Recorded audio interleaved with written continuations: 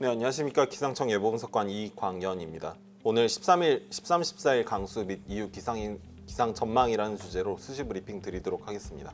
일단 오늘 말씀드릴 내용의 이슈사항은 크게 두 가지입니다. 첫 번째로 13, 14일 장맛비 언제, 어디에, 얼마나 올지, 두 번째로 15일 이후는 어떻게 될지, 정체 전선은 어디로 향할지입니다. 제일 먼저 13, 14일, 당장 내일부터 모레까지인데요. 이 장맛비에 대해 말씀드리도록 하겠습니다. 지금 제일 먼저 말씀드릴 것은 13일의 상황입니다. 지금 당장 내일 벌어질 상황인데요.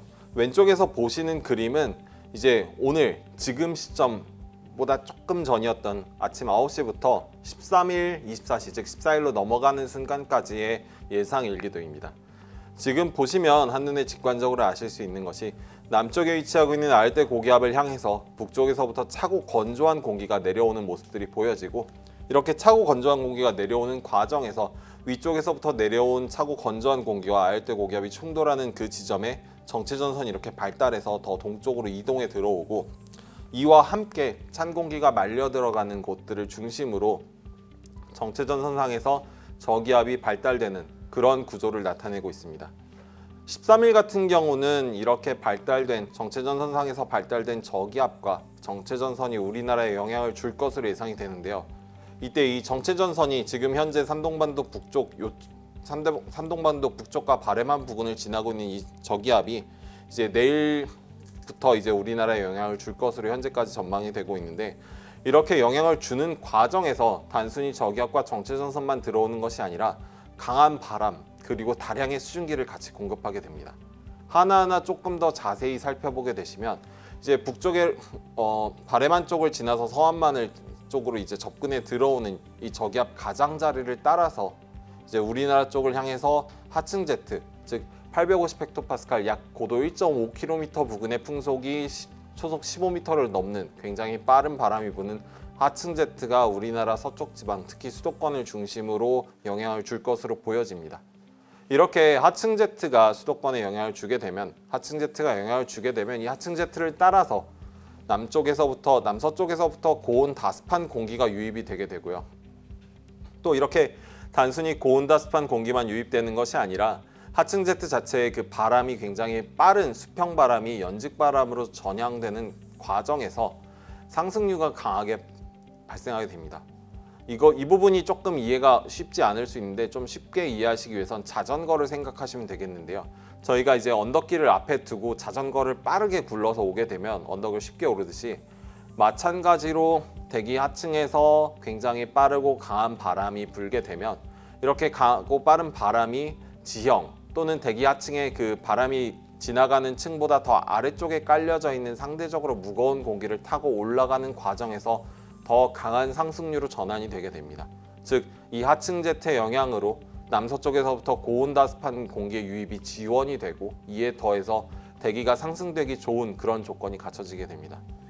이와 함께 대기의 수증기량을 나타내는 가강수량 차트를 보시면 이제 가강수량이 70mm가 넘는 굉장히 다습한 공기가 유입이 되는 그런 부분들이 있는데요.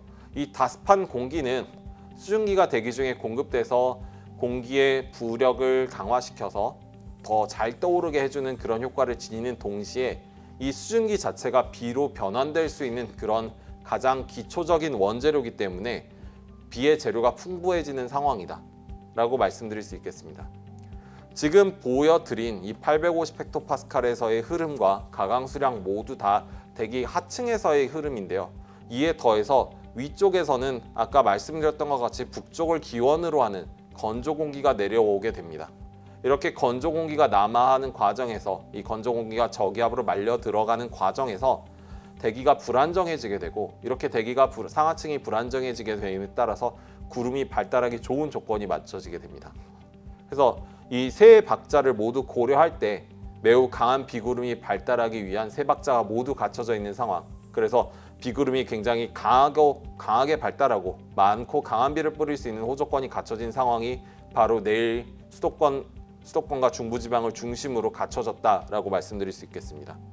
하지만 당장 내일 벌어질 상황임에도 불구하고 변동성은 여전히 남아 있습니다.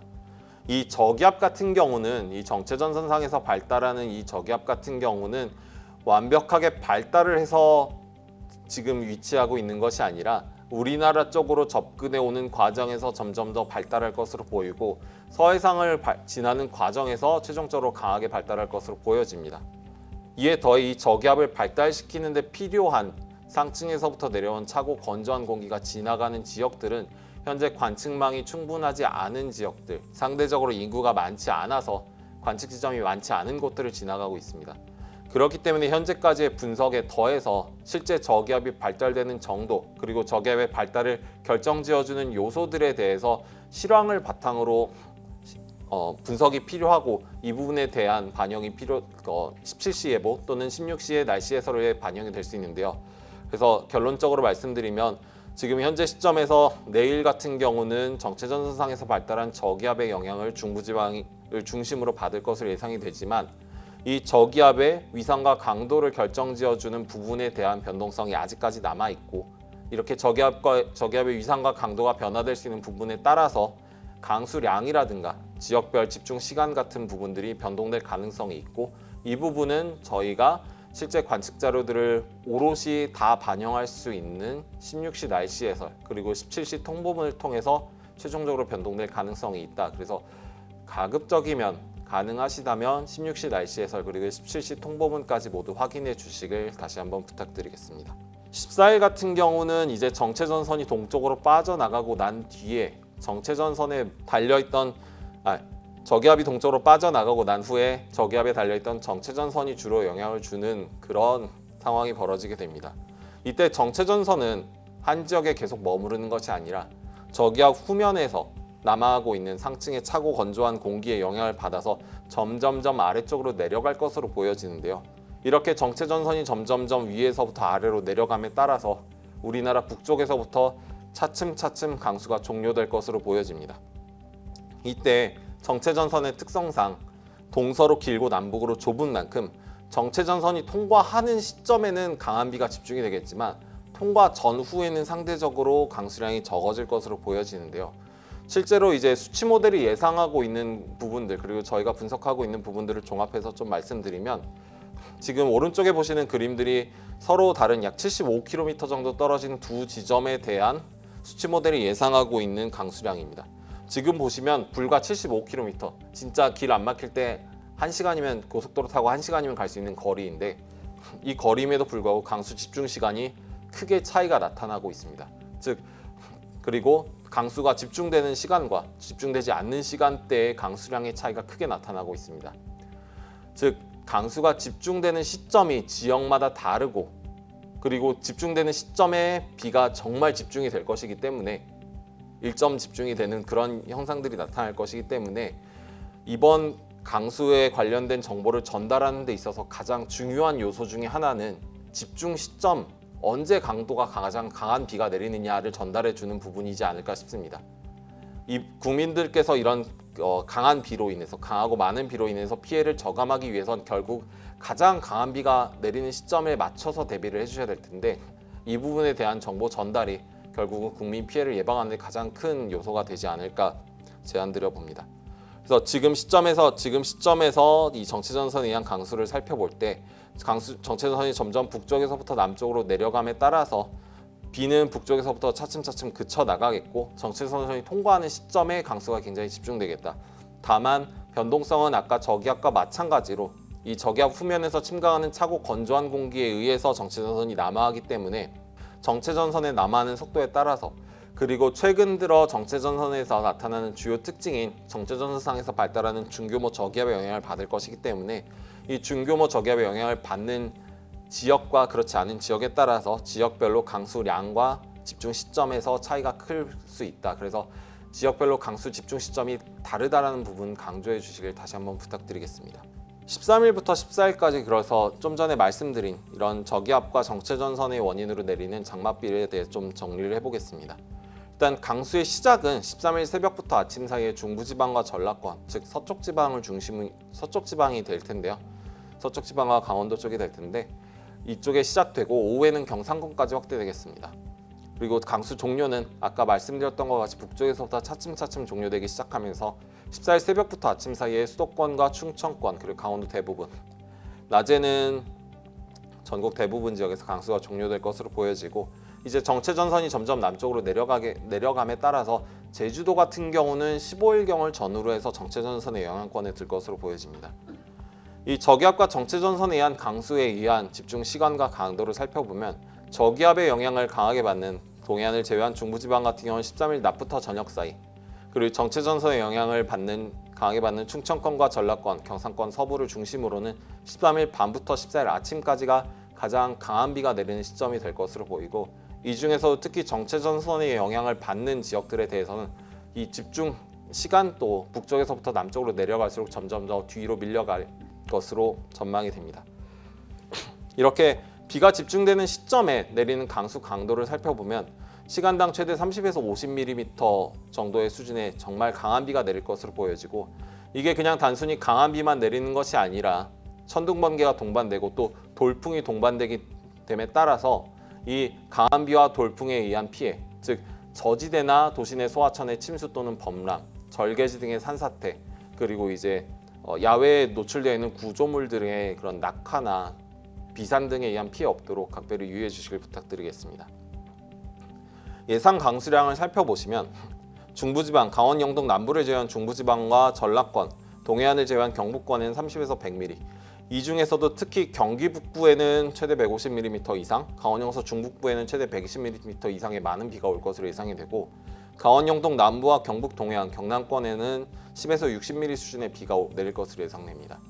지금 이렇게 예상되는 강수량이 많고 강수 강도가 강하기 때문에 호우특보 또한 발표될 가능성이 대단히 높겠는데요. 그래서 현재까지 분석을 결과를 토대로 저희가 생산한 호우특보 시나리오의 초안은 왼쪽에서 보시는 것과 같이 13일 새벽 서해 5도, 13일 아침에 수도권 대부분, 그 다음에 강원도 중북부, 13일 낮에는 충청권과 나머지 강원도, 그리고 경북 북부, 그리고 14일 새벽에는 정체전선이 점점 내려가면서 영향을 주는 전라권 서해안을 중심으로 호우특보가 발표될 가능성이 있지만, 다들 잘 아시다시피 특보 같은 경우는 이렇게 예상되는 시점에 더해서 실제 나타나고 있는 상황, 그리고 실제 실황 전개에 맞춰서 발표되는 부분들이 있기 때문에 특보 같은 경우는 지금 말씀드린 초안에 더해서 변동될 가능성이 있고 발표되는 시점은 지역마다 상이할 가능성이 있다. 그래서 이 부분에 대해서는 내일 그리고 모레 벌어질 실황에 맞춰서 발표되는 특보 통보문 참고해 주시길 부탁드리겠습니다. 네, 이후 기압계입니다. 지금 이제 금토일 같은 경우는 기본적으로 소나기의 영향을 강하게 받을 것으로 보여집니다. 이제 정체전선이 북쪽에서부터 남쪽으로 남하하고 난 후에 이제 우리나라 상공으로는, 내륙지방 상공으로는 북쪽에서부터 찬 공기가 남하에 들어올 것으로 보여지는데요. 이렇게 찬 공기가 우리나라 상공으로는 남하하는 것에 더해서 대기 하층은 햇볕에 의해서 지면이 가열될 것으로 보여집니다. 이렇게 위에는 찬 공기가 내려오고 아래는 햇볕에 의해 지면이 가열되게 되면 결국 대기의 위아래 간의 기온차가 35도씨 이상으로 크게 나타나게 됩니다. 즉 수조에서 아래쪽에는 따뜻한 물, 위쪽엔 차가운 물을 둔 것과 같은 상황이 되는데요.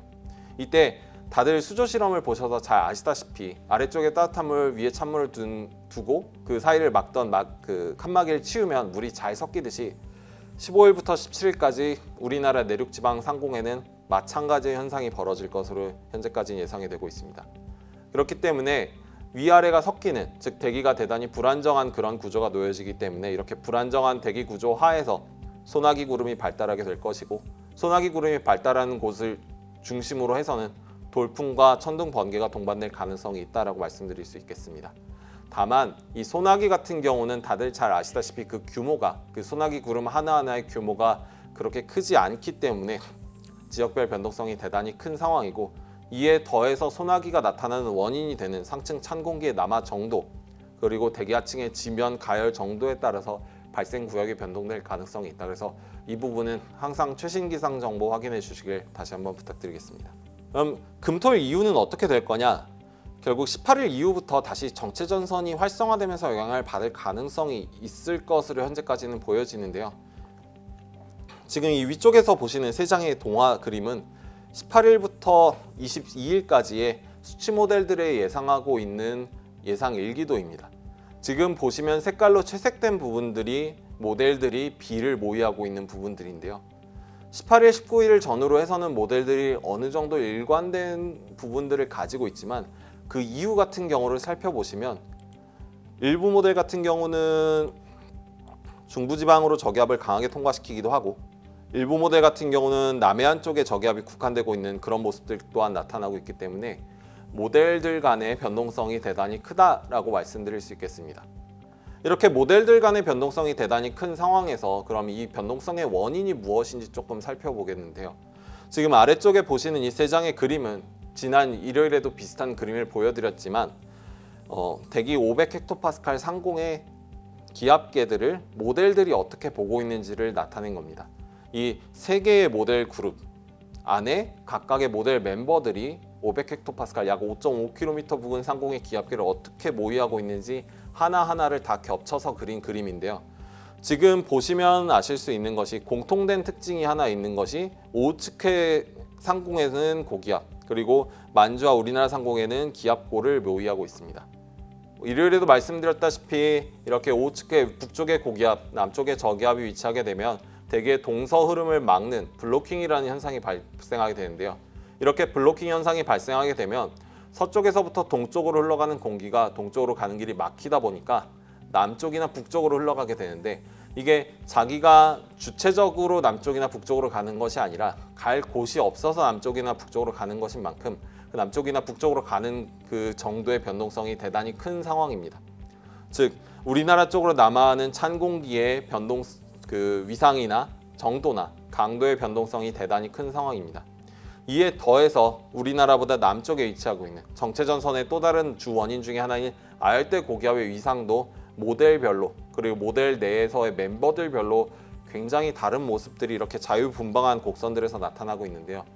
이렇게 위쪽에서부터 남하하는 찬 공기, 아래쪽에서 버티고 있는 아열대 고기압의 위상의 변동성이 대단히 큰 상황이기 때문에 18일 이후 다시 정체전선이 활성화될 가능성이 있어 보이지만 이렇게 활성화된 정체전선이 어디에 영향을 줄지에 대해서는 현재 시점에서는 단정적으로 말씀드리기 다소 어려운 측면들이 있습니다. 그래서 이런 부분들을 모두 반영해서 현재 발표되어 있는 중기예보를 말씀드리면 일단은 아까 말씀드렸던 것 같이 15일부터 17일까지는 내륙지방을 중심으로 소나기가 내리고 있고 이제 남쪽 지금 이번 13, 14일 시스템이 지나가고 난 후에 남쪽으로 내려간 정체전선의 영향으로 제주도는 16일 오전까지 그리고 이후에 다시 재활성화되는 정체전선의 영향 그리고 15일 오후부터 17일 오전까지는 동풍이 불어들게 되면서 동해안에는 동풍 강수가 내리고 또 이렇게 동풍이 부는 과정에서 동해안을 향해서 높은 물결이 일기 때문에 동해안 일부 지역에서는 물결이 방파제를 넘는 월파에 의한 피해가 발생할 가능성도 있다. 또 동해안 쪽을 중심으로는 해안가의 조위가 높아질 가능성이 있다. 그래서 이 부분에 대한 대비 또한 필요해 보입니다. 이 중기예보에 나가 있는 부분들 중에서 뒷부분, 정체전선의 영향을 받을 거로 보이는 이 뒷부분 강수 그리고 소나기 같은 경우는 변동성이 대단히 크다라고 말씀드릴 수 있겠는데요. 소나기 같은 경우는 이제 예보가 단기권으로 들어오는 상황에서 변동되는 예보 계속해서 최신 기상 정보 계속 확인해 주시고 이 뒷부분에 위치한 정체전선성 강수는 저희가 계속해서 실황을 면밀히 감시하고 기압계의 변동을 면밀히 감시해서 추후 진행될 브리핑을 통해서 그리고 추후 발표될 기상 정보 등을 통해서 상세히 소통드리도록 하겠습니다.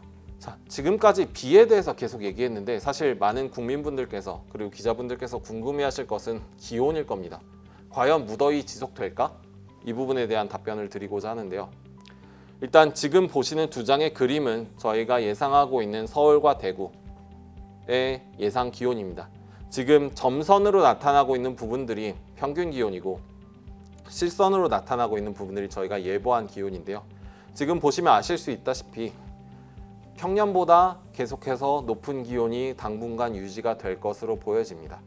즉 비가 내린다 하더라도 비가 내리는 시점에는 다소 좀 주춤할 수 있겠지만 그 이후에는 이제 햇볕의 지면이 가열되는 측면들이 있고 그런 부분들이 있기 때문에 평년보다 높은 기온이 유지가 될 것으로 보여지고 이에 더해서 비에 의해서 대기 하층엔 수증기가 공급된 상황이기 때문에 이 기온이 아니라 실제 국민분들께서 느끼시는 체감온도 같은 경우는 이 기온보다 더 높을 가능성이 있다. 그래서 무더위는 완화되거나 해제된다고 보기에는 다소 쉽지 않은 측면들이 있다라고 말씀드릴 수 있겠습니다. 마지막 3단 요약입니다. 일단 13일부터 14일까지 장맛비 같은 경우는 저기압을 동반한 정체전선의 영향으로 중부지방 중심으로 강하고 많은 비가 내릴 것으로 예상이 되고 13일 낮부터 저녁 사이는 중부지방, 그리고 13일 밤부터 14일 아침까지는 충청권과 전라권을 중심으로 내릴 것으로 예상이 됩니다. 유의사항으로 보면 돌풍을 동반한 시간당 30에서 50mm 이상의 강한 비가 집중 시간에 내릴 것으로 예상되는 만큼 침수나 산사태 등 비와 강풍에 의한 피해 없도록 각별히 유의해 주시길 부탁드립니다. 이후 15일부터 17일까지의 날씨 상황을 살펴보면 상층에 찬 공기가 남하하면서 내륙 지방으로 소나기 가능성이 있고 정체전선은 제주도 남쪽 해상에 머무를 것으로 보여집니다. 이때 지면이 가열되고 북쪽에서부터 상층으로 찬 공기가 남하하면서 상하층 기온차가 커져 내륙을 중심으로 강한 소나기 가능성이 있겠고요. 이 정체전선은 당분간 17일경까지는 북상이 어려운 날씨 패턴이 나타나면서 소나기 영향이 17일경까지는 지속되겠다. 그리고 그 이후 18일 이후 같은 경우는 정체전선이 다시 활성화될 것으로 보여지지만 북상 여부는 오호츠크해와 만주 부근의 블로킹이 언제 해소되는지, 그리고 아열대 고기압이 언제 확장되는지의 여부가 결정할 것이다. 그리고 최종적으로 더위는 당분간 평년기온 웃도는 더위가 이어질 것으로 보여지고, 이렇게 평년기온 웃도는 더위가 이어지는 만큼 온열 질환에 취약하신 분들은 계속해서 유의해 주시길 부탁드리겠습니다. 네, 이상 수시브리핑이었습니다.